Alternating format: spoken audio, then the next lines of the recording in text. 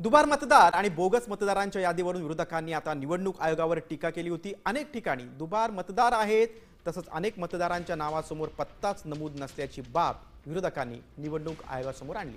या संदर्भात आजच्या राज्य निवडणूक आयोगाच्या पत्रकार परिषदेमध्ये पत्रकारांनी विचारलेल्या प्रश्नावर निवडणूक आयोगाची चांगलीच भंबेरी उडाल्याचं दिसलं। राज ठाकरेंनी निवडणूक आयोगावर संताप व्यक्त केला आहे।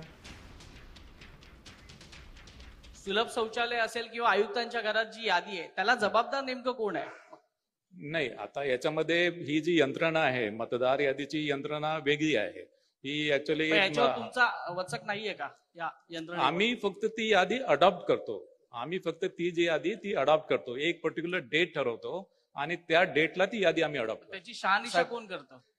सर, शहानिशाचे जे प्रकार आहेत ते सांगितलं मी। दुबार मतदार असतील तिथे आम्ही बघतो, चुकीच्या प्रभागामध्ये गेला ती आम्ही बघतो, नाव इन्क्लूड झालं नाही, विधानसभा मतदार यादीमध्ये नाव आहे पण याच्यामध्ये नाही आहे ते इन्क्लूड करतो, काही क्लरिकल मिस्टेक्स असेल, एरर असेल ते इन्क्लूड करतो। ज्या ठिकाणी जागा नाहीये त्या ठिकाणी मतदार झालं का?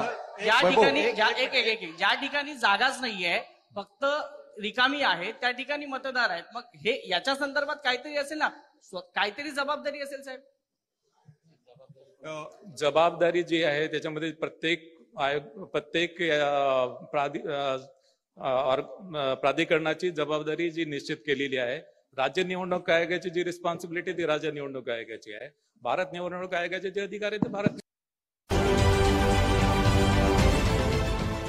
देश विदेशातील प्रत्येक घडामोडींचे लाईव्ह अपडेट मिळवण्यासाठी आता साम टीव्हीच्या सर्व सोशल मीडिया प्लॅटफॉर्मला लाईक, फॉलो आणि सबस्क्राईब करा।